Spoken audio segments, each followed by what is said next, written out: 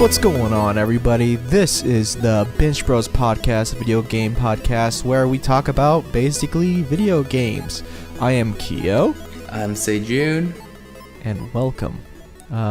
June, you sent me a link to Far Cry 5.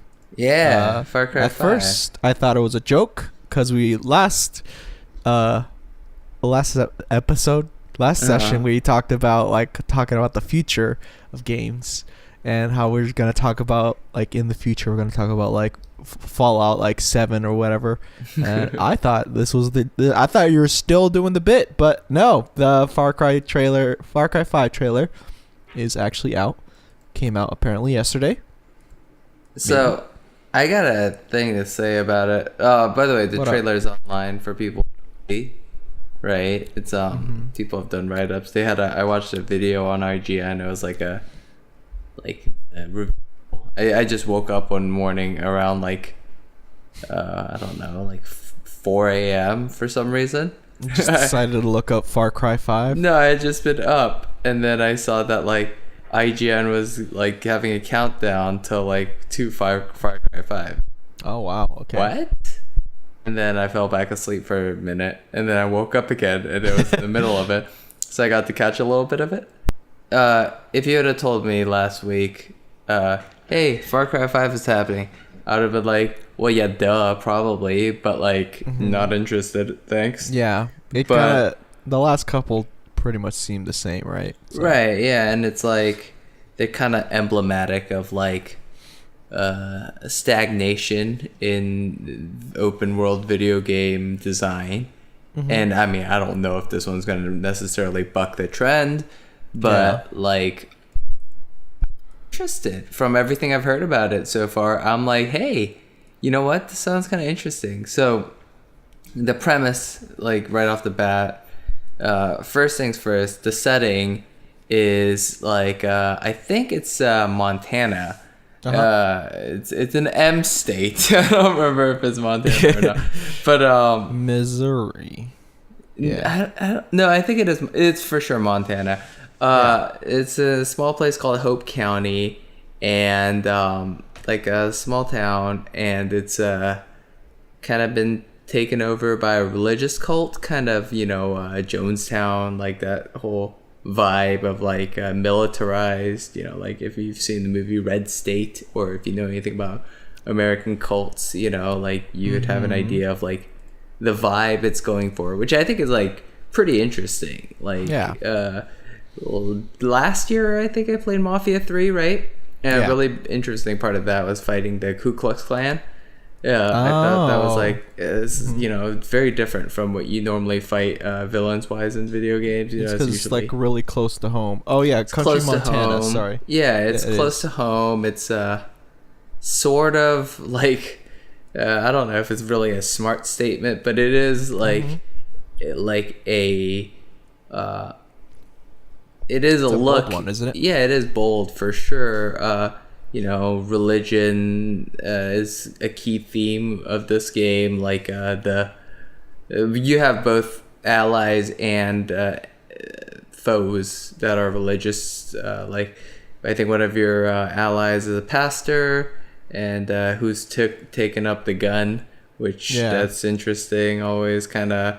I mean, I don't know if they're gonna go for more of a comic, silly notion with it, or if they're gonna go super serious with it. But it's kind everyone's everyone's taking up guns because they're fighting back against this cult leader, Father Joseph, I think, and he's I forget what the name of his. I think it's called the Seed. I'm pretty sure it's called the Seed because I remember thinking that's a good name for a creepy cult, style deal.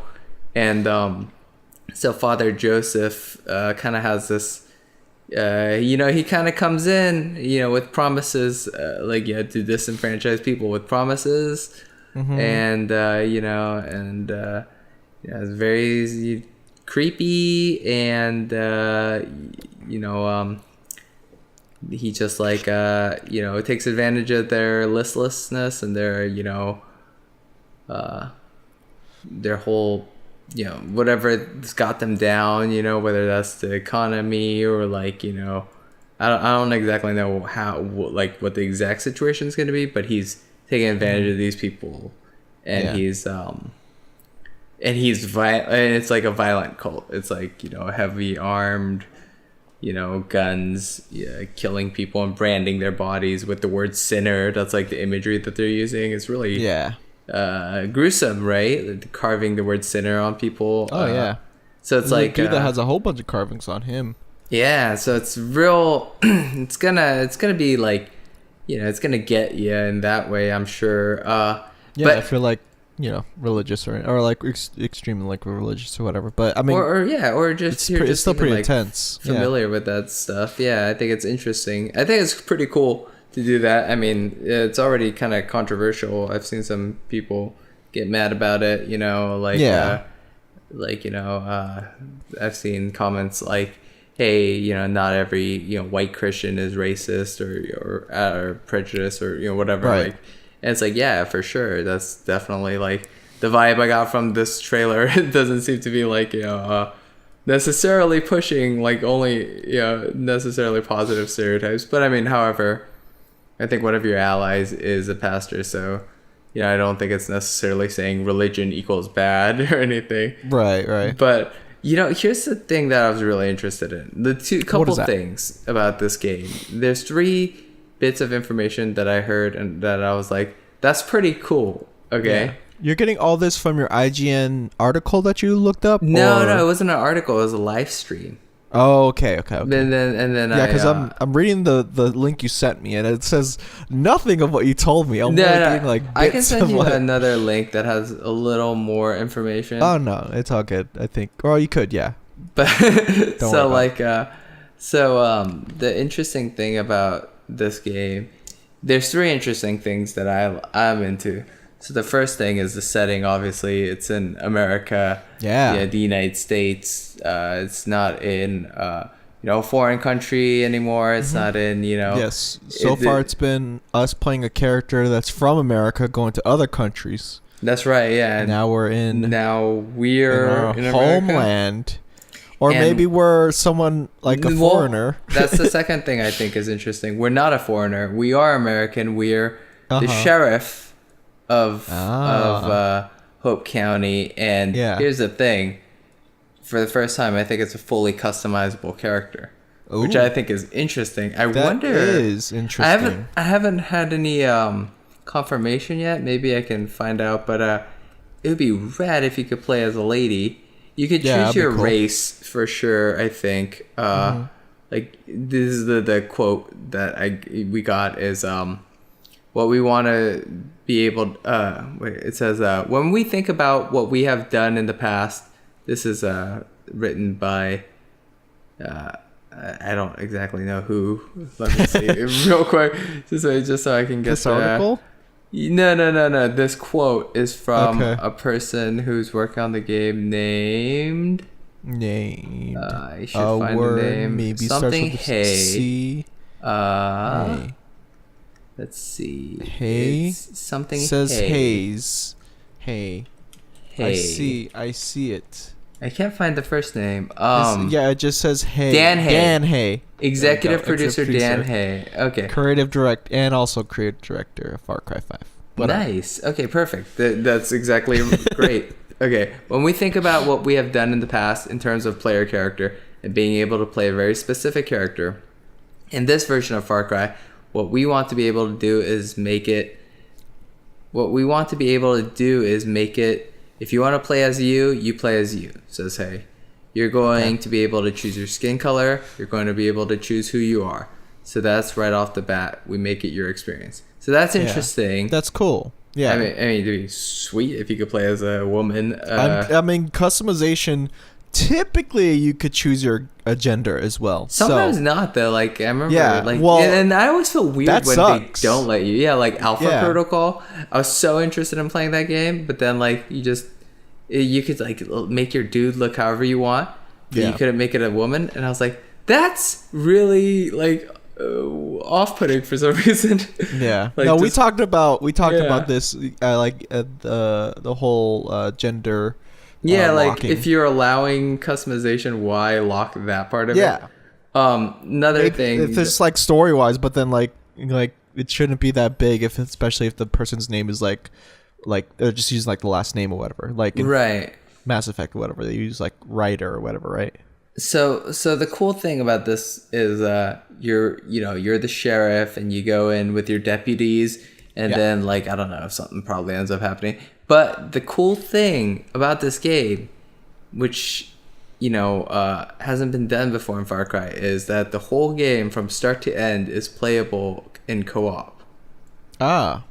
So yeah, well, that is interesting. Didn't they do that before though? They've never done that. They've only messed around with like co-op missions. They've done co-op segments. But the whole game, front to end, is going to be playable in co-op. I think Far Cry 4, you were only able to do like certain missions. Right, one of you could play as Herc, I think his name was. Or something. Yeah. And And you do Herc missions.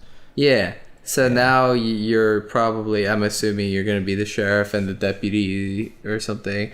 Yeah. Or deputies. Cute. I don't know if it's 2-player co-op or if it's 4. I don't know. A 4-player would be intense, but I would also really like that as well. Yeah, it'd be really fun. I mean, cool. These 3 specific additions to this franchise have already got me way interested in this game. Like Ghost Recon Wildlands, right? Yeah, I remember that game bored the hell out of me. Yeah. But not for a lack of trying. Like, it tried, and it hits on some cylinders just right. It gives you customization of your character. Yeah. It gives you entire game co-op, which I think is, like, I don't think every game needs it. I don't think many games need it. But I think if you're willing to, I think if you're willing to do it, that's awesome. And if you can implement it correctly, And I mean, so those, and I just didn't think fighting cartels in Bolivia was necessarily super interesting as a setting. Whereas this game, you got fighting cultists in Montana, which is dramatically more interesting to me. So, I mean, it's still going to be a Far Cry game. I'm assuming it's going to feel, if you've played Far Cry games, generally how they work is get missions from NPCs in the world. Yep. You go out into the world, you unlock locations by, climbing a tower or something like that. And, classic Mass Effect, Assassin's Creed. Assassin's Creed style. You kill animals to get like pelts and stuff to craft into new wallets to carry more ammunition, which I don't know how that's gonna feel in this one specifically. Yeah, because we have, I think the biggest thing that I like between all of the Far Cries with the whole as stupid as it sounds, the whole bow and arrow, but I think me and you have that like similarity. I think we both like having bow and arrows in our games. Oh, you think? Yeah, maybe they will have bow and arrow in this game, but I feel like it wouldn't, because like this is based in like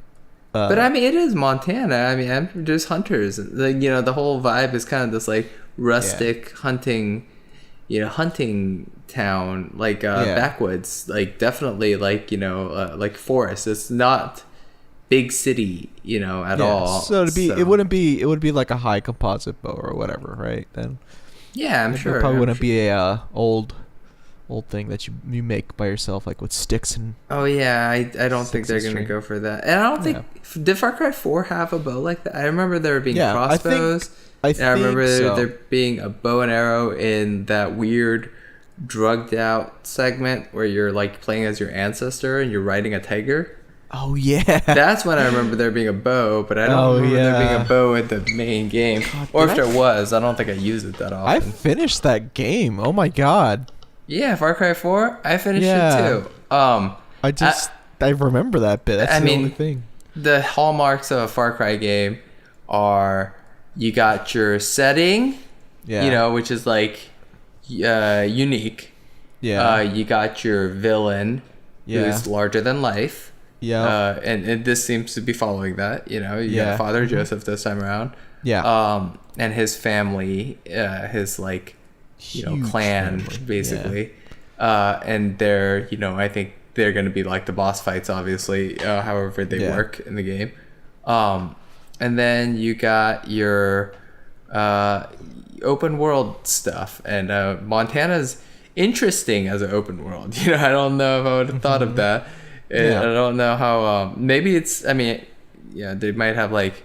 So they got the forest. You know, they got the towns. You know, they probably have mountains, right? They're gonna have like some sort of like fortification or like outposts like they did in Far Cry 4. Yeah, but I hope try to take over. Whatever. I hope it is interesting to like play in. And I mean, it's one thing I do enjoy about this one, like specifically from what I've seen, is it's not like a war zone, right? I mean, there's conflict, there's, you know, armed conflict, but it's not like Kyrat was like, you know, every other person you saw was a soldier under Pagan Min who's trying to shoot at you. And I hope this game's a little less of that, you know, maybe more like, you know, Far Cry 2, I don't know if you probably didn't play that one. That was before the series. I played 3 Far Cry and Far Cry 4. Okay, so Far Cry 2 was interesting. It took place in Africa, right? And there were a lot of like towns without combatants, if I remember. And you know, I kind of hope it's like that in this one, where it's, you know, there's like towns where people aren't necessarily fighting, you know, because I find that interesting. You're a sheriff, you know. It'd be cool. I don't know. I'm interested in how this game plays, and I'm really interested in the announcement. It came out of nowhere, and it seems cool. I'm down for it, man. Although it seems interesting, I feel like it's still gonna be the same, like story-wise. Like we were talking about, like how Far Cry 4 and Far Cry 3, and I think like Primal's pretty much the same thing too. They all had like the same theme. Primal.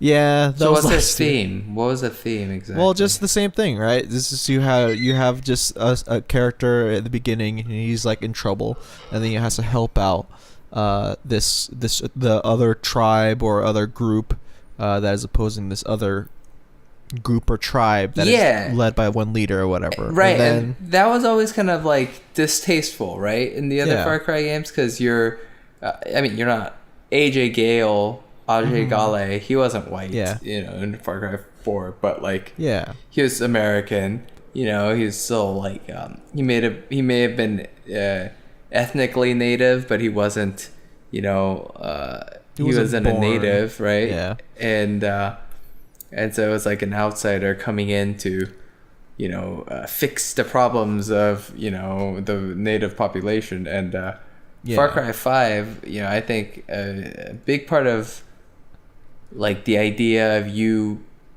being the sheriff, you know, it's kind of like this is your home too, you know, and like the people you're fighting like alongside aren't like people who need help from this outsider. These are your people. These are the people you're there to protect, you know. So I do think that's pretty cool. I think the only thing is though, like I think it's just gonna I feel like it might have the same. Just the past couple of ones, they've been the same. So like I'll expect like the same like output for 5. So like it's kind of like Far Cry 5 is just a little I'm not as big. Yeah, you're already cynical on it, huh? I am a little bit, but I mean, like, it is interesting, right? Because yes, it is actually in Montana, which surprised me, to be honest. I didn't even know again that it was even announced when you told me. Yeah, because I'm like pretty positive on this. I think the announcement trailer was pretty cool. Yeah, and I don't know. I think it looks cool. Yeah. I'm like excited for it, but if it's a beta, obviously I'm gonna give it a try. Or like a demo. Give it a swing. Yeah. I don't know if they're gonna have a beta. This isn't, but this or like who's doing this one? This thing. Ubisoft. Fucking Ubisoft. All right. Yeah. Multiplayer is actually interesting though. I do like the idea of that when you mentioned that, because like again, like they did you're only able to do the one of the fort assaults or whatever on 4, and there's the Herc missions. Mm-hmm. And I think going out, and if it's like more than like 2 people, although it does say co-op, so it might straight up just be 2. Wait, why? I don't know, because it says and will include features like 2-player co-op. Oh, it says 2-player co-op? Yeah, that's what it seems. There it is. Yeah. So Far Cry 5 will launch on February 27th, 2018. Yeah, so obviously E3 is right around the corner. Oh, yeah. They're it's going to be intense. Yeah, they're going to talk a lot about that. Are you scared? Are you scared of E3? Why am I scared of E3? Just because there's going to be a lot of good games, probably? Yeah. I'm not scared of it. I'm excited for it. Yeah, it's intense. We already have a good, like, year without E3. Oh, we have a great year. We've, Injustice 2 is, like, the fighting game I wanted for so long. Yeah, and it's here. And also, like, you know, like this year already, before even E3, you know, there's already, you know, the new Marvel vs. Capcom game. There's a new Tekken game coming out. We've already had Zelda, Nier, Neo, Yakuza, you know, Gravity Rush 2, Prey, so many games. Ones I'm forgetting about for sure. Yeah. But not forgotten, or not bad or whatever. Yeah, no, for sure, great. Almost all great. Yeah. Probably the only one in the group there's like been like, what, like Mass Effect was a disappointment, and Ghost Recon sold a lot, so I guess a lot of people liked it. I didn't necessarily like it, but yeah, I didn't play it. I only played that little beta, but you know, but here's the one. If you asked me if I was scared of E3, I'm a little less scared now because they've delayed Red Dead Redemption till next year. Oh, are you serious? Yeah. That sucks. Yeah, it's gonna be fall this year, and I think it's gonna be delayed by like half a year. So well, a little less scared of the future, because that game's gonna be great when it comes out. Maybe it can come out a little later. That's true. That's true. Like, we said this before. We would rather, you know, it be a little late and then like polished up before it gets released. 100%. Yeah. And I mean, like the amount of Rockstar's games, whether I like them or not, have always stepped up. Like especially the core franchise of GTA, and I would say Red Dead Redemption Red Dead Redemption is the Bloodborne to Dark Souls GTA, right? So like it's there. It's, you know, it's part of that core franchise, even though it's different, you know. And I've heard a lot of good things about it, and it's still good apparently to this day, right? I mean, I've seen the recent screenshots they sent out, and I was like, holy crap! Like, Red Dead Redemption 2 looks amazing. Red Dead Redemption 1, one of my favorite games of all time. You know, of course, yeah. So like, I'm beyond stoked for that game, and I'll wait 5 more years for that game, dude. You know, I don't need it next year. I mean, if it comes out next year, I'm super excited, but I mean, I can wait, you know. Yeah. Interesting thing. I forgot to send you the link this week, but What up? Eurogamer did this really good expose on Prey 2, the canceled Prey 2 game. Did you ever know about this game? Do you remember the old canceled Prey 2 game before they just rebooted the series? No. Okay, so Prey, the original Prey, I think it was made by Human Head or Terminal Reality. I can't remember which, but maybe neither.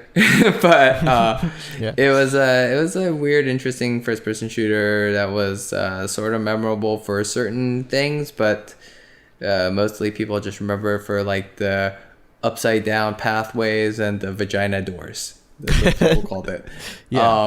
That's mostly what people... and the opening sequence I think was great, where you play as this Native American named Tommy, who is in a bar with his girlfriend, and then the whole thing gets like UFO'd up. And I think I remember hearing that. I never played Prey, but I think I've seen videos of that, and I think it's cool the way it's done. Anyway, that's Prey. Not super remarkable of a game, but like has cool, interesting ideas. Prey 2 was going to be this really interesting game, right? Where you're this bounty hunter, in space, and you're the only human, and you know, the combat was super interesting. It was all about like, you know, it's first person, and you would climb on things, and like you could use the things you're climbing as cover. Yeah. You got all sorts of gadgets, like this whole list of gadgets that you could use, like, and you had like a grappling hook and jet boots. And people said that in the Eurogamer expose, sort of, it described the traversal in the game very similar to like the Batman Arkham games. You know, you grapple hook to a point, and then you jump off before the grappling hook, like, you know, ended, and then you could use your hover boots to like, you know, float a distance and stuff. And you know, it had this open bounty hunter thing where you want to capture targets alive for more money, and you know, it had this whole really interesting gameplay system idea, and I was really looking forward to it at the time. It was like people kept calling it the Boba Fett game that like, you know, we've always wanted, and I'm gonna be honest. I'm looking it up. I was looking it up, and I'm looking up. It's called Human Heads. Oh, that's Human Heads. Human Head is Human Head. The guys are making they were doing Prey 2. Yeah, it looks intense. It was it lot looked, going on it. Yeah, it was one of those games that like people were so excited for, and when it got canceled, it was a huge bummer. Yeah. And the reason it got canceled was because Bethesda, I don't want to get this wrong. From my idea, it was when Bethesda acquired the Prey. They acquired Prey, the property. The title. Yeah, and so that team had to stop all work on that game. And because, or ZeniMax acquired it, and they owned Bethesda or something. But so like, you know, when the Prey reboot happened instead, I was super bummed out. I was like, I don't care about this game. And I mean, it came out and people think it's good, and that's cool. I'm sure it might be good. Yeah. It might scratch some itches that people have. That's not the game I wanted at all. So I can't drum up any excitement for it. That's definitely not the Prey 2 that everyone's expecting. Yeah, no, it's not Prey 2. It's just Prey, it's right? Just Prey, yeah. Which the future That's thing weird. also? Wait, so don't do that. There was a Prey in the beginning though, was it? Yeah, right? yeah. Don't just call a game Prey. Like if there's already a Prey. Don't call it Tomb Raider if there's Tomb Raider. How do they not like grab it though? Like, what do you mean? How Human Head? Like how do they not grab the first Prey? Like how do they not get the copyrights for Prey the first time? Well, I think they were owned by like let's look this up. Bethesda Prey. Live looking up. Acquire. Because I have some stuff, but it says like Prey 2 picks up just after a crash. Oh wait, this is the story. Yeah, this is from the first Prey. Okay, so that does suck though. Like that's like a dick move. All right, so yeah, okay. However, the project is about their Prey 2, the original Prey 2 that got canceled. Yeah. However, the project faced a number of issues, including the transfer of intellectual property rights to Bethesda Softworks under ZeniMax Media sometime in 2011. Wow. Bethesda in March 2011, Bethesda announced that Prey 2 would instead be developed by Human Head Studios. And then in 2013, Kotaku reported that development had moved to Arcane Studios, and they scrapped all of the Human Head's work on Prey 2. Damn. And then Bethesda officially canceled it in 2016, I think, 2013, somewhere in between 2013 and 2016. It's canceled definitely before 2016, probably. Yeah. And then they announced Prey, the reboot, using none of those concepts. And that's how it ended up. But the interesting thing, the really interesting thing about Prey 2, so I was watching this video on it, and what they say is the original ending of the game was going to be really wild. So spoiler alert for a game that's never going to come out, okay? Yeah. So We have a lot of those. You're this like bounty hunter, right? This human. He's like a marshal. He's so like the beginning of the game, like you crash on this alien ship. Like you're on an airplane, and it crashes on an alien ship, and your guy, this U.S. Marshal, he's there, and then I think it flash forwards like 10 years, and now it's just like you're this bounty hunter living on this alien like ship, and you're used to it. This is your life. You're just this bounty hunter, right? Yeah. And a big thing about how the game would work is you'd be playing, and then every time you die, you respawn in your room or whatever, right? But towards the end of the game, you get to this one place and you'd find a whole bunch of your own dead bodies, and you'd realize that you've been cloning you're cloning yourself every time you die, and that's how you're respawning. And like you get to the this door, and there's all these dead bodies, so it's like it's kind of like BioShock Infinite. Every time you died, you really died, Yeah. It's not, how most video games is like, oh, that didn't really happen, but in this video game it's like, no, that did happen. It's actually showing you that you are not the original, or showing you that there's a reason why you came back. It's instead of just having it to be like you didn't do anything, it's just resetting time.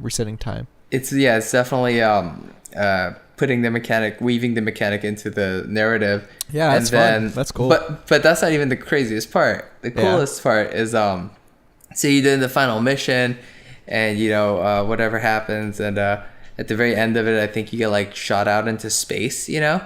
And so as a bounty hunter, you have this tool that you attach to your targets, and you punch in some coordinates, and then they get teleported out, and you don't know where they go. It's always this coordinates that you get from your contacts or whatever. Yeah. But at the end of the game, when you get flung out into space, your character puts the capture device on himself, and he punches in a bunch of random coordinates, and then he gets zooped out, and he ends up on Earth again.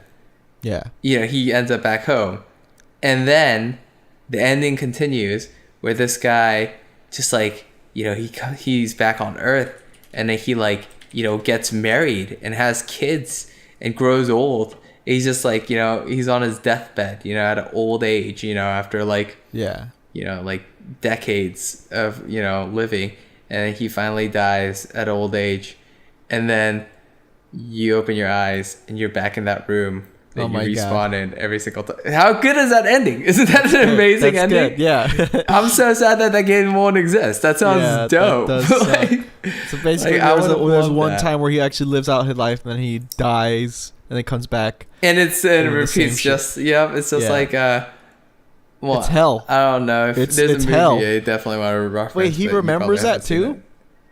Oh, I mean, I don't know. But it's another good way. It's another interesting, I think that's a lot of video games, when you're playing them, and you finish the story, and then you still want to do the rest of the stuff, like the quests and whatever that you didn't mop up or whatever. It's usually kind of weird, like to go do that. It's like a lot of times the idea is that like we'll rewind time back to before you did the final mission or something. Which sucks. In this game, I think that's a kind of a cool way to keep allowing you to be there in that world, collecting and not bounties feel or like whatever. it's like you feel not bad, but you feel like it just, you could go back and do those things without having to feel like shit. I guess, I don't know. You still feel like I would feel like shit if that ever happened. Honestly, this game that never got released, Prey 2. Yeah. Like when I look at it, it's like I would have loved this game. Yeah, I would. Like I don't. I mean, that. even if it played bad, even if like the mechanics weren't perfect, look how ambitious it is. Like it's great. I would have appreciated that, even if it, if I was like, oh, that's a little clunky, trying to shoot over these, or like my the jet for whatever. If I had problems with any of the gameplay, whatever. That ending's phenomenal. The gameplay is ambitious and different. It's like it's got stuff like Titanfall and Titanfall 2, would later borrow. It's got, it's got ideas in that game that like many games borrowed after the fact. So like, I would have loved to play that game. And Oh my god, I'm on the wrong Prey. are you looking at the new Prey? I'm looking at the new Prey endings, and apparently it's all of them. Yeah, I mean, Oops, and my bad. I don't even care about that game's like I know that I like looked up this story. Honestly, I don't care anymore. Like with Prey, the one that was released, only because again it reminds me of a lot of like Gary's Mod's prop hunt, where pretty much like these things transform into items almost immediately that are nearby you, and like it's just a higher quality game of prop hunt. And, it's kind of like whatever. Like first person sci-fi horror is kind of a thing that like happens here and there, and it's kind of tough to do. The one I played last that I liked a lot was I didn't finish it, unfortunately. No, I said first person, right? Okay, sorry. I just heard horror. I played Alien Isolation. I never got to finish it. And I think that game, from what I've heard from people, is it's too long. It wears out its welcome. I mean, maybe that's what I was feeling at a certain point. Maybe I just got tired of what I was doing.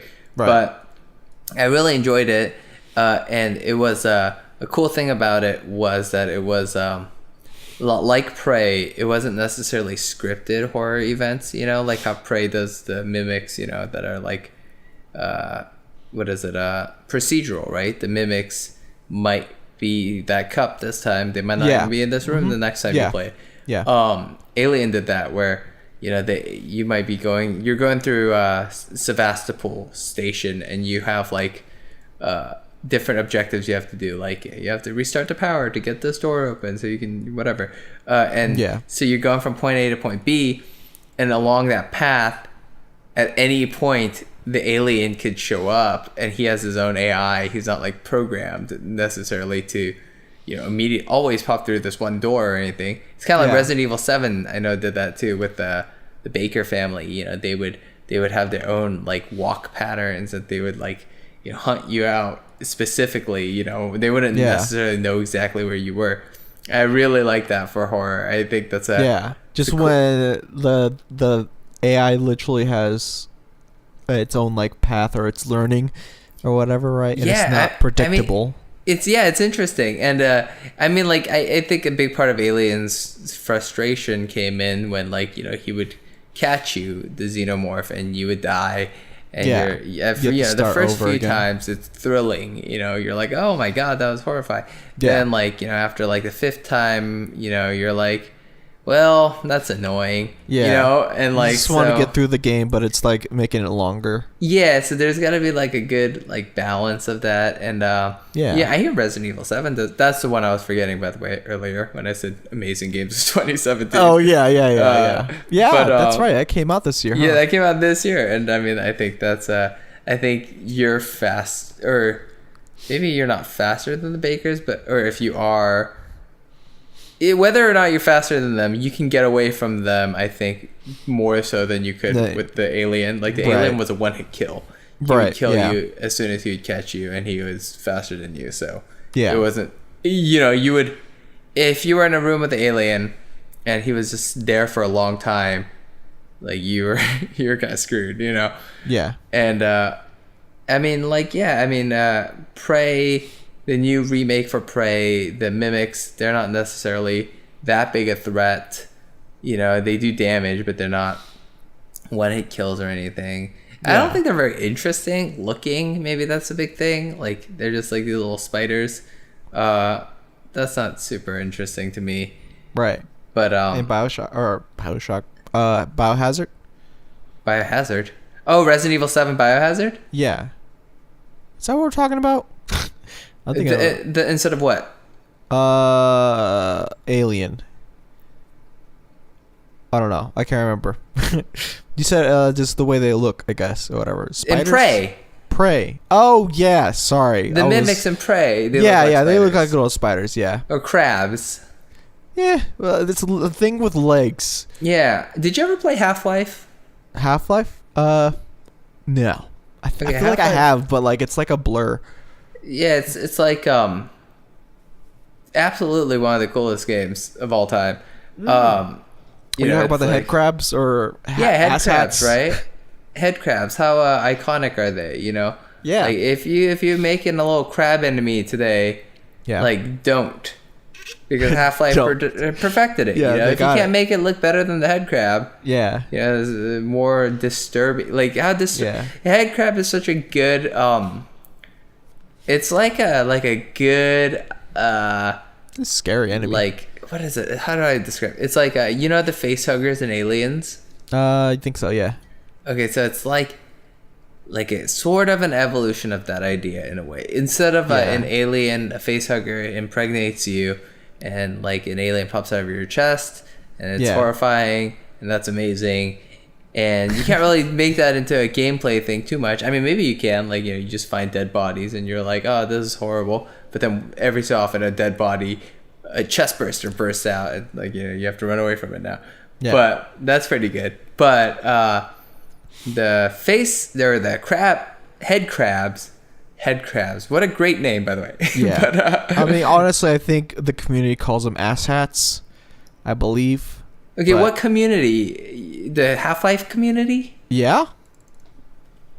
What are the crabs called in Half?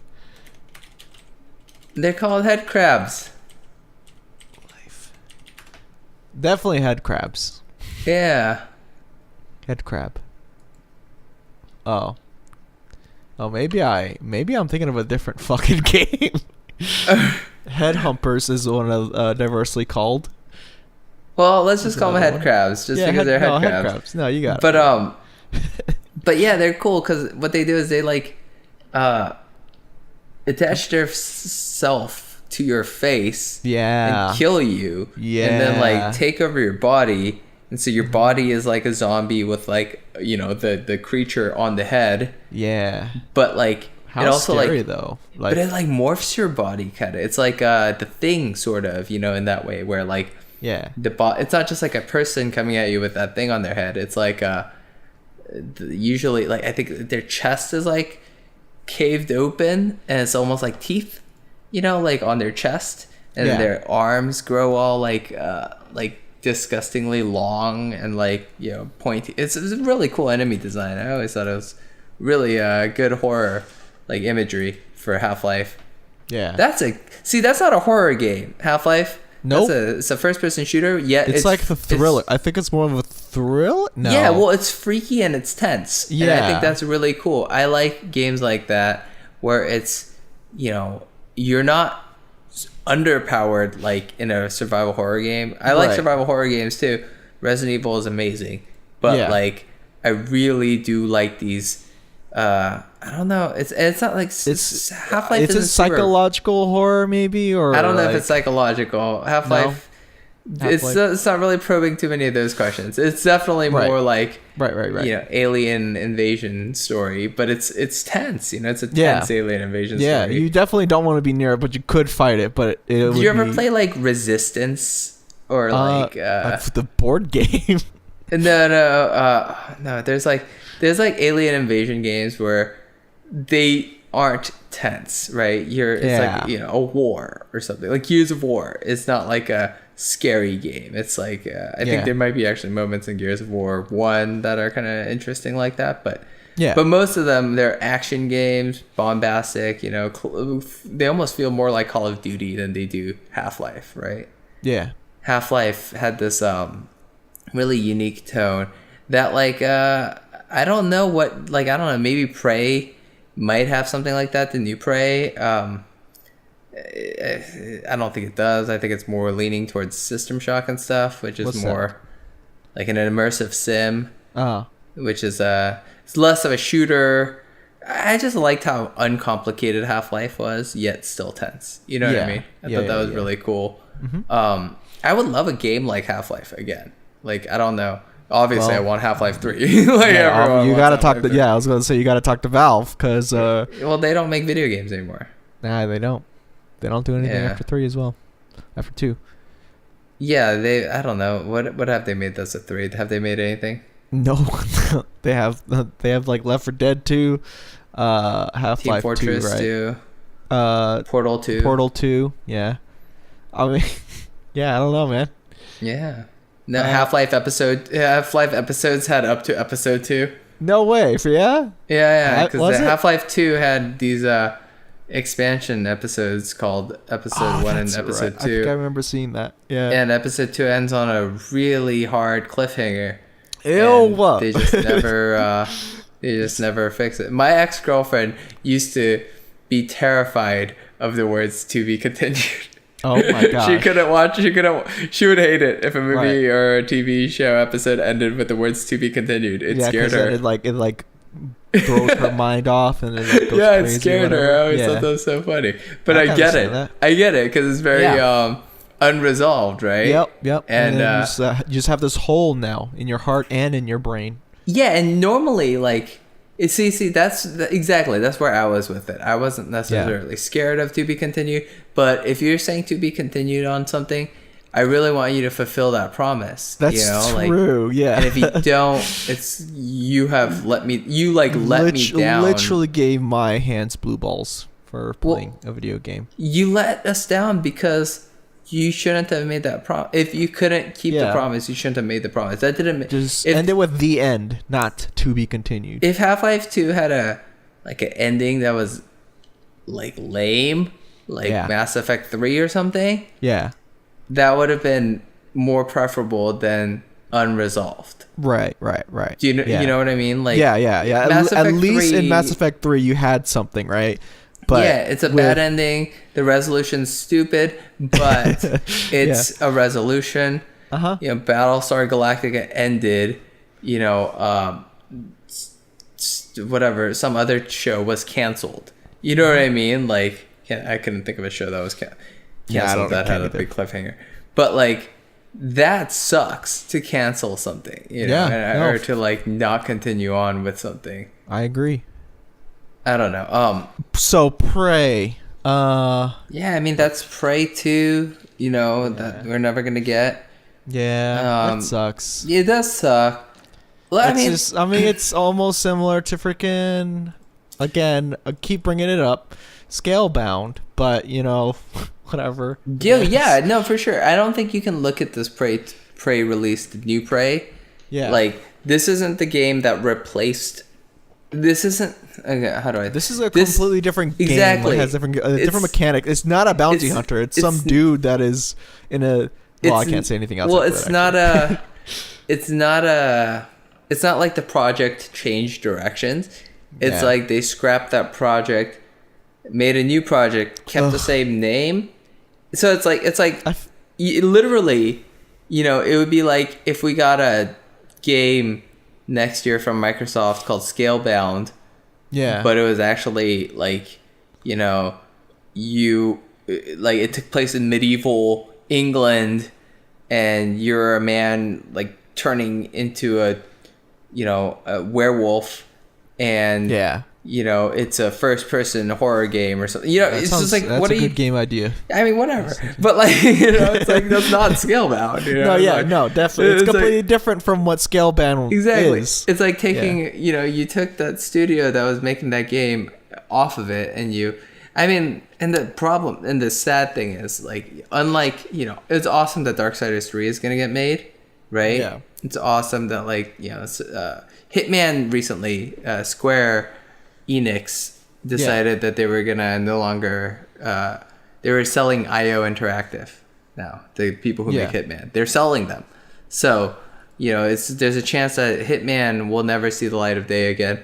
But IO Interactive owns the Hitman IP, I think, as far as I'm aware. So if someone buys IO Interactive, like THQ Nordic did with the studio that made Darksiders, there's a chance for a new Hitman game to be made, so Hitman's not a lost cause, right? Even though it's sad that they're out of business for now. Prey 2, that IP, Bethesda owns that. So that's never gonna happen. They can't sucks make that game. They literally. Oh, I don't know. Your beloved Bethesda, your Kio's beloved Bethesda. ruined Prey 2. Like, yeah, no, that does suck. Forever. And I really don't like. It's not like I don't like Prey. No, whatever. right? Business is business. I can't fault people for business decisions that I have no idea about the consequences of. But all I can know is that like a game was shown with a concept trailer that seemed cool, and then gameplay of it was shown too. Yeah, and it had so much promise, and then gone. It's just never gonna see the light of day. And there's no way to get it. There's no way to make that game a possibility. Yeah, because all of the like everything about that game is owned by a company that's not gonna do anything with it. Yeah, that sucks. It does suck. It's like there's this documentary called what is it? Jodorowsky's Dune, and it's got all the like concept art and like ideas. It like talks about this movie that Alejandro Jodorowsky. Wait, that's not his name. Shoot, maybe that is his name. Jodorowsky. He did Holy Mountain. He's a really interesting director. El Topo. Anyway, visionary director, really interesting, right? He was gonna make a movie based on Frank Herbert's, I think that's his name. Jesus, people. Frank Herbert's Dune. Okay. Yeah. Like that movie is never gonna see the light of day. We can only see concepts and whatever about it. That's what Prey 2 is now. Prey 2 is forever this missing game that's never gonna see the light of day. That we can see concepts of, and we know how it ended, the story did, and we have all these ideas, and we can even sort of play like its ancestors, right? Like by playing Titanfall 2 or playing this other game, maybe the next not the next Call of Duty because that's World War II, but like that's true. Yeah. Some other shooter, that has like mechanics like Prey would have had, like that stuff could happen. You can play the descendants of Prey too, but you can never play that game.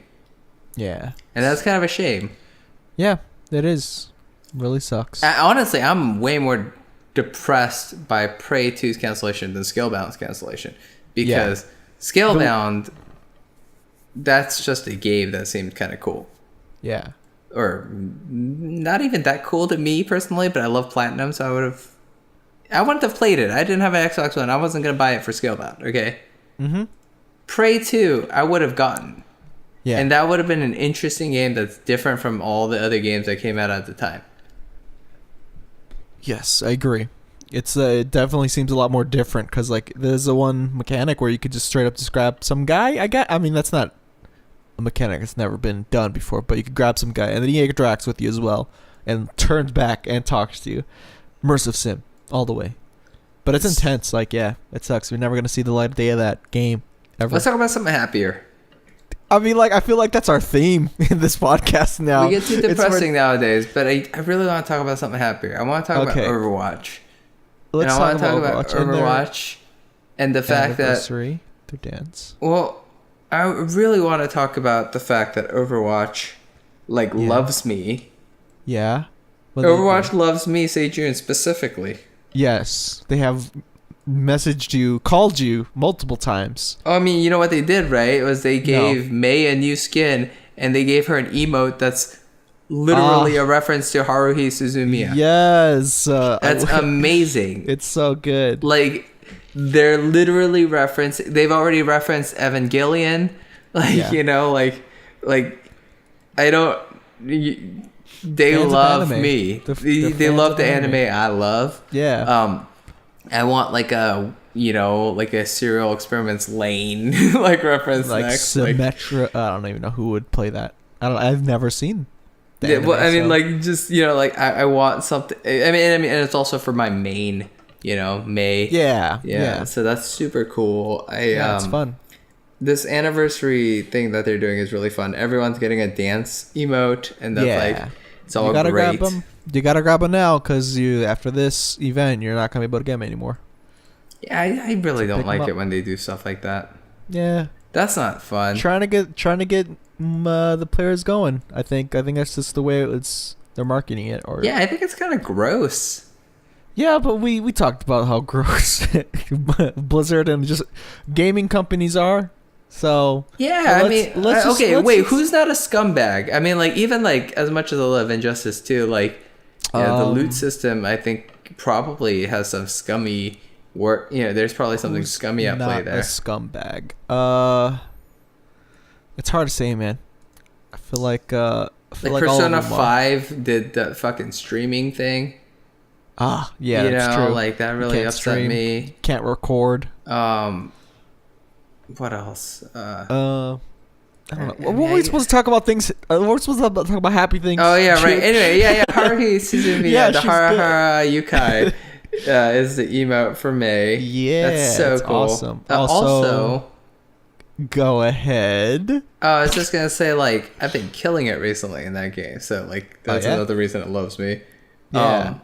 But that doesn't really have to do with Blizzard, really. That's all I don't know. Maybe they're coding it in, so I'm getting headshots. They're just flipping a switch so you don't get killed. Did you see that video I recorded? Yeah, I did. Getting, that was really good. A tremendously more than average amount of kill shots. You know, like, yeah. It's crazy. Like, I'm not satisfying. That good as her. Like, that video is misrepresentative of my actual skills. Your actual overall skill, right? Yeah. But you gotta post those up so that way you can look back and be like, yeah, that's what I do. But another interesting thing about Overwatch is I, along with you, have finally gotten my taste of custom game mode, and that is that is a hive of scum and villainy that I will never return to. Yeah, well, I mean, like, that was the way that people have created their own games. We basically played like 2 that were crazy. They were fun for a minute, except we didn't get any XP from it. So I think that was dumb. Like the person that was actually hosting should have just let us get to at least the XP bit, which is the whole thing. But still, we should have to play the game, really. Yeah, I really wanted to see. I was sure it was going to be my insanely weird Reinhardt doing his ultimate flame striking people, killing like 3 people in 1 hit, and then doing another ultimate. That's crazy. Yeah.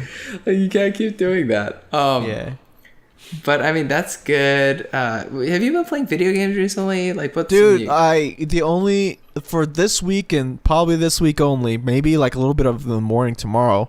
I'm trying to get to top 500, but the last couple games focusing down on Overwatch, huh?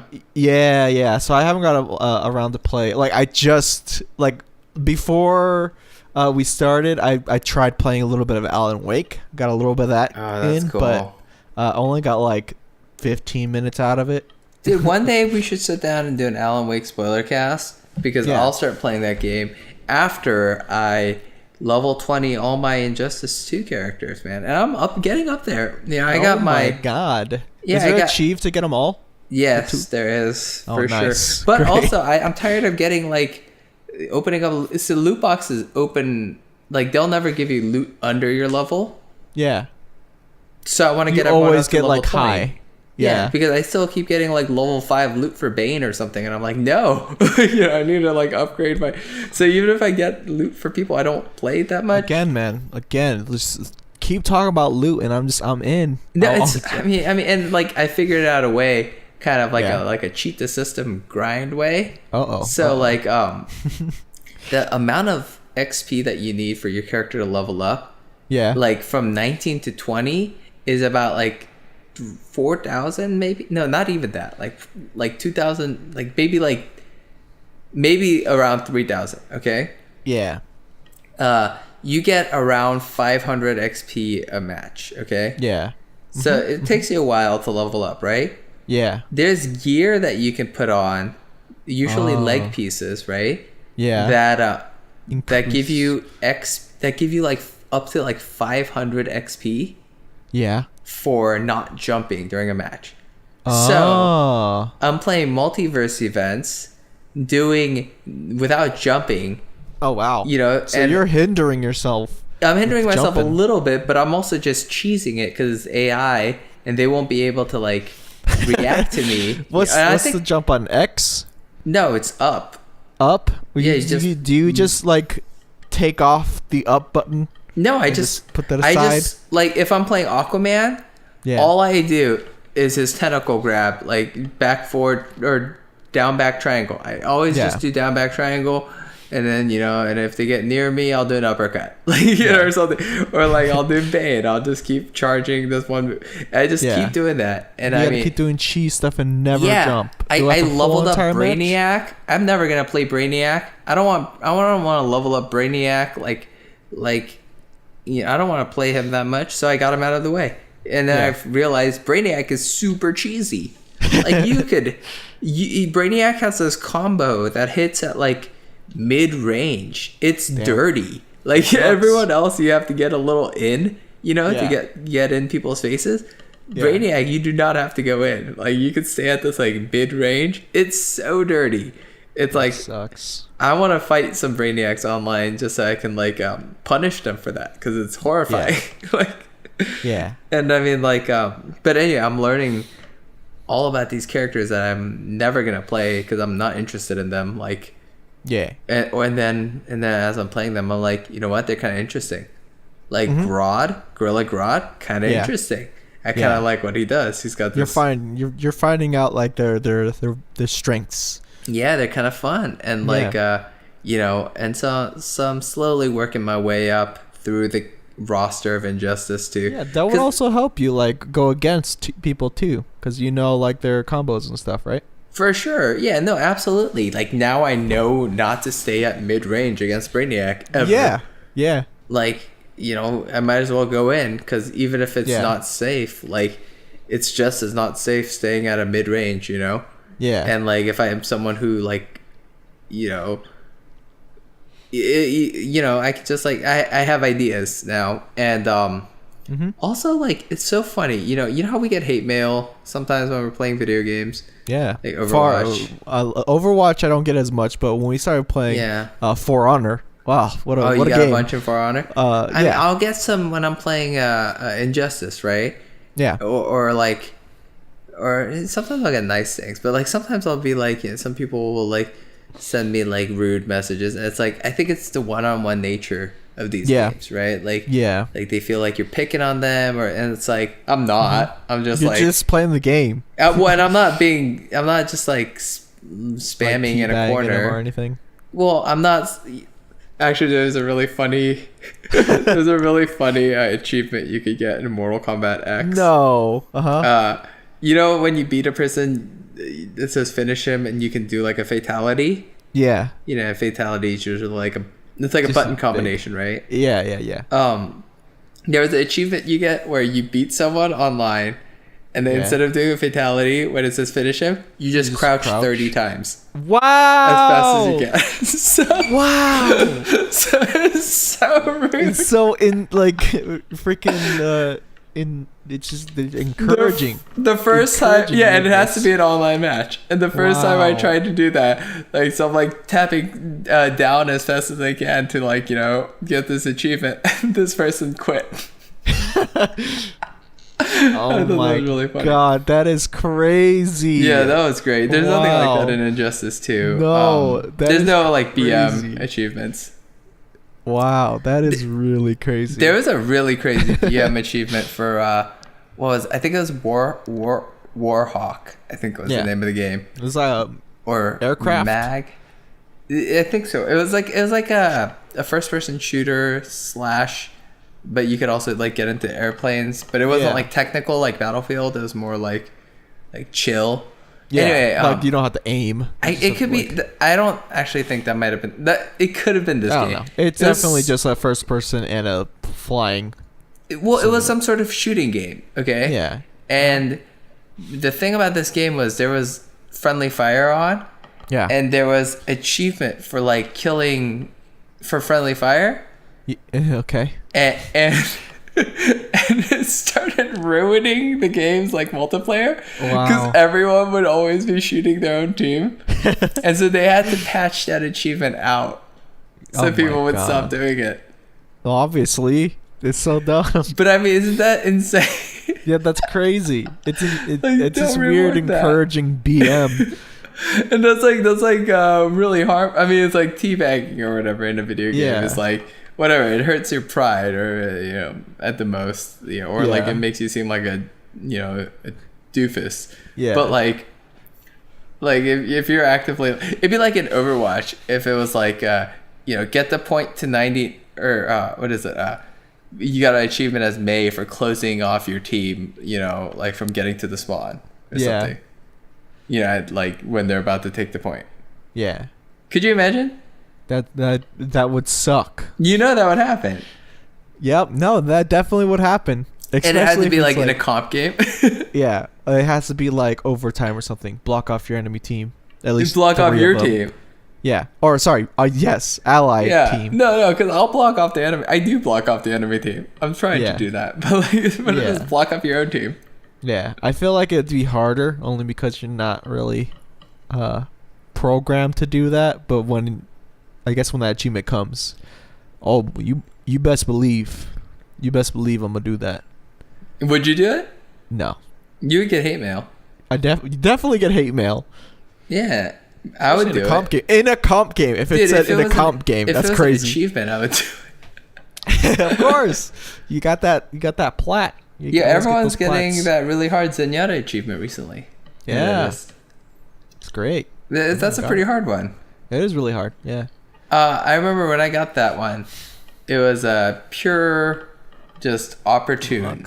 Yeah, I think it was a comp game too, right? It was a comp game. I was just on fire. I think that's almost the only way to get it because everyone's on their A game. So like everyone's going to going to kill the Zenyatta blue or purple balls. So I mean, okay, I'll to let the people know. In Overwatch, there's a character named Zenyatta. He's really cool. He's a robot, like Buddhist monk. Yeah. But his power set, his like weapons and stuff is like his abilities.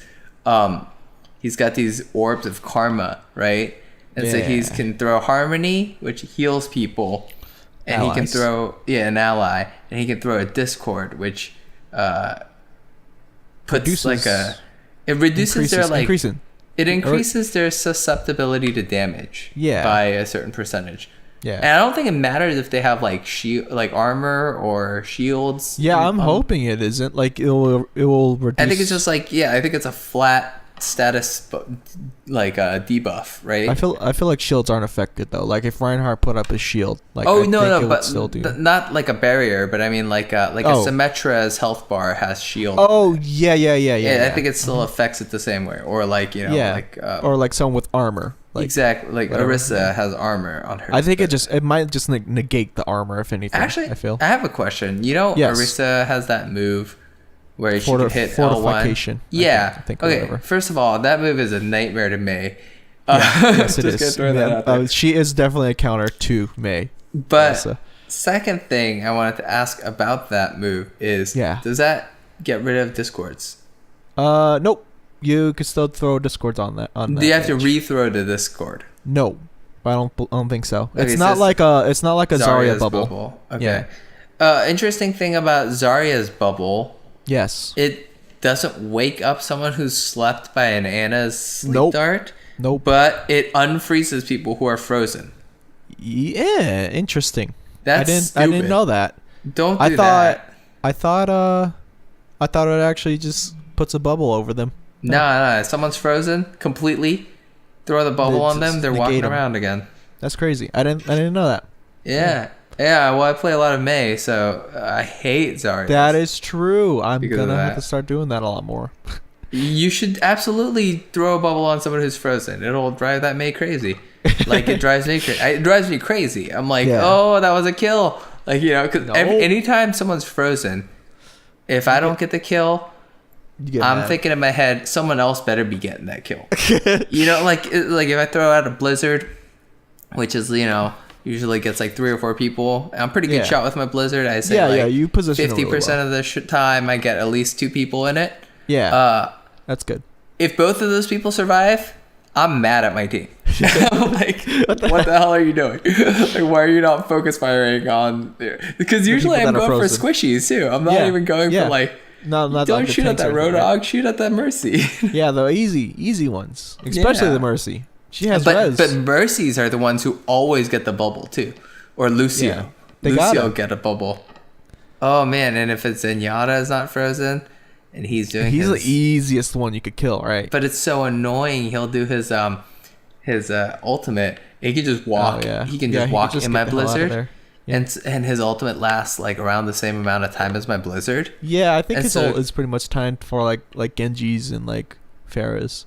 Yeah, so he's just like floating around, all my targets, Yeah. that like I can't. So I'm like I have to like You my got to give up pretty much. well, you can't, you don't give up. What you do is you try to find the one person he's not near and kill them as fast as Yeah, you can. That's true. Yeah. So you have to like go out of your way, kind of. Yeah, it's harder. It's harder. It is harder. McCree's are pretty good at getting May. Yeah, just got to get But- that stun. Yeah, what they do is kill as soon as right you away. a lot of times I'll be freezing a McCree and they'll throw a stun at me, and it'll just like get them out of it. Yeah. It's really annoying. Yeah. Annas aren't so good. They can't what can they do? They could I try mean, and just sleep sleep. me, Yeah. but they'll then run probably away. miss. Sleeps don't seem to hit that often. I love sleep. I've been playing a lot of Anna lately, and I want to main her now because she's. Because I've been playing Widowmaker, I was like, you know what? Let me try implementing this into Anna. So it kind of actually helps a bit. And yeah, making sleeps though, man, they're so fun. Like obviously getting like, getting those ults canceled, like Reapers, Soldier, McCree. Those are great. I love doing those. You know what I hate about or Anna is. Well, okay, she doesn't have headshots, right? I don't hate that. That's like whatever. That's the balance, right? Yeah. But I hate when I'm trying to snipe someone and someone gets in my way and I'm healing someone who doesn't need healing. Yeah. Like, I'm just like this full health Reinhardt with a shield walks in front of my view when I'm trying to have trying to kill Hanzo in the background. Snipe duel, yeah. And the Hanzo would have died, but now I'm just healing this Reinhardt. Yeah, you I kind get of so can't mad. play her too much as a sniper, unfortunately. It's obviously she's got to do Good the healing. damage, but like No, yeah, shots she from does. her gun kills just about anyone. I Any feel squishy. yeah, like Zenyatta's like two maybe Zenyatta's probably 2. three, yeah. maybe even 2. Yeah, you could kill him like that. But like I feel like she's more of like I think it's final 75 hit. per hit. final hit or like definitely like secure kills. Like she could damage them low enough for like a Widowmaker to just do a body shot and that's it. I guess the thing is though, like unlike Widowmaker who can kill someone outright, Yeah. like if I shoot someone, they die like the second I pull the trigger. Yep. Whereas if I'm playing Anna and I shoot someone, they take about 1 second to fully die, Yeah. right? Because it's like it drains their health bar instead of just like killing them outright. Yeah. Mm-hmm. And if they have a Lucio or something, that's really annoying. Yeah. I mean, 'Cause he's obviously healing that anti-heal, but yeah, it does suck when it's on cooldown and stuff. Yeah. Oh, man. I didn't think we were going to get into Overwatch time. We haven't talked about Overwatch in a We while. haven't. It's a good We haven't. game that we play consistently. Yeah. Keeps It's throwing got- out some good shit. Dude, keeping they us in. love anime in Overwatch. Yeah, it's surprisingly, huh? What else is there? There was something else besides the Ava. Oh, right. Diva's mech. Like, one of her costumes totally reminded me of Pat Labor. Yeah. It's a great anime. Yeah. There was the Haruhi thing. That's so Yeah. cool. It's all the characters I play, too. Yeah. It's all good. I love all the skins, too. They're so good. They should give like a major Kusanagi skin to like Sombra or something. Oh, that'd be pretty cool. I wonder how they could do it. But like, cause you know how Sombra goes invisible and stuff. Yeah. That'd be real, like it's a real Ghost in the Shell kind of. And then That'd be cool. You know what they should? You know how they gave Nova in Heroes of the Storm that Widowmaker skin, Ew. Yeah. and it's horrendous. Yeah. They should give Widowmaker a Nova skin. Yeah, I agree. That'd be It'd only funny. be fair, Yeah. right? It looks just as horrible. They should give everyone. They should do like a Blizzard day and just give Blizzard skins to everyone. I mean, it's so easy to do with some of these characters. Like Reinhardt is a clear fit for like anyone from Warcraft. Yeah. Yeah. Like yeah. what, I agree. Arthas or whatever, right? Yeah. Just give them like a weird like could have translucent this- helmet or something, whatever. Yeah, he could have the sword. He could be like Lich King. Yeah, He could have that sword. Could have Lich Why do I King, yeah. know anything about Warcraft? Well, we were talking about freaking wait, Warcraft. Yeah, no, yeah, you're right. Sorry. Kerrigan for like Widow or Mercy. Yeah. Oh, no, Widowmaker. Mercy. I don't Widowmaker? know. No, Who just would be better just for get Nova. No, it'd be better for Mercy because Kerrigan has those bone wings. Yeah. Yeah, Mercy, Nova for Widowmaker. It could be the gnome for Torbjorn. It's No, straight up just gender bend Torbjorn. Pandarian for May. I agree. I could see that. Yeah. Trying to think. Come on, Blizzard. You gotta like Witch Doctor for Zenyatta. Oh, that would be pretty fun. Wouldn't that be cool? Yeah, that would be cool.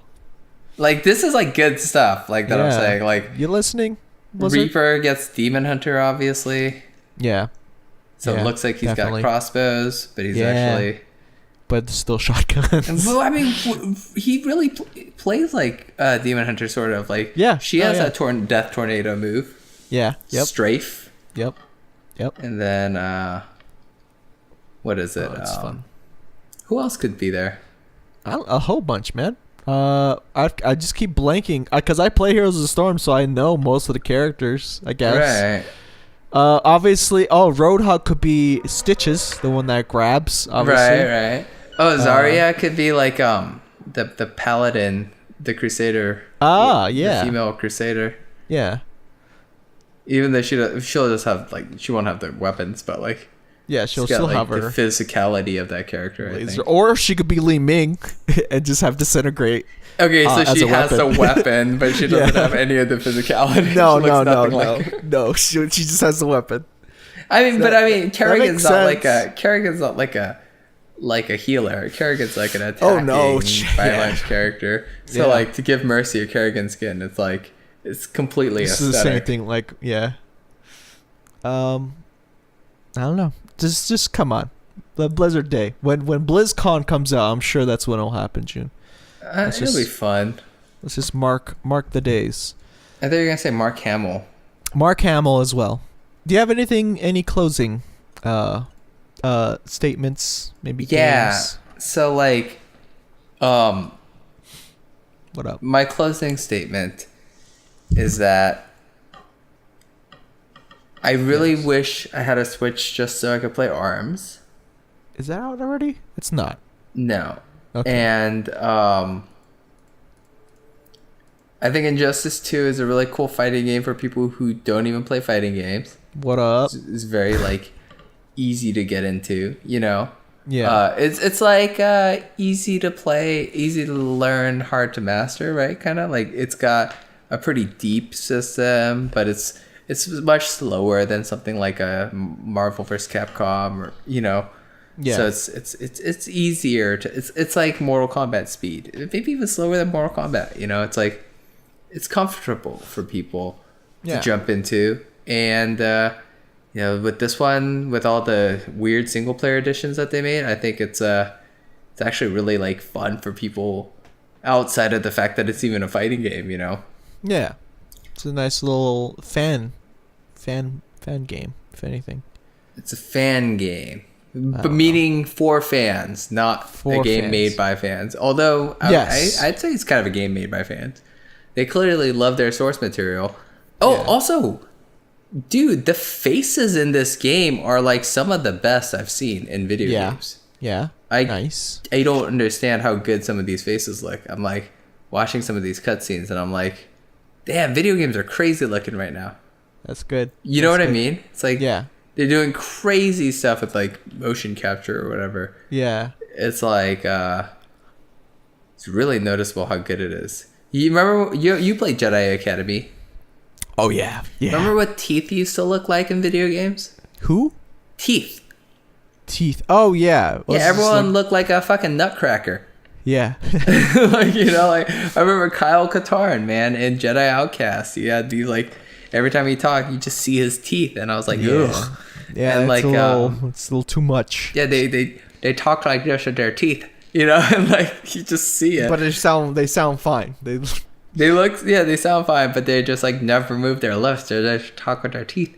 And like in this game, I don't get any of that. Like people's mouths look it's like totally realistic. natural. Like that's crazy. Yeah. That's good. That's really good. Yeah, and I mean it's crazy when it's like someone like Harley Quinn or Batman who have like normal human mouths, but then like Swamp Thing, or like Gorilla Grodd or someone Cheetah or something. Non-human people.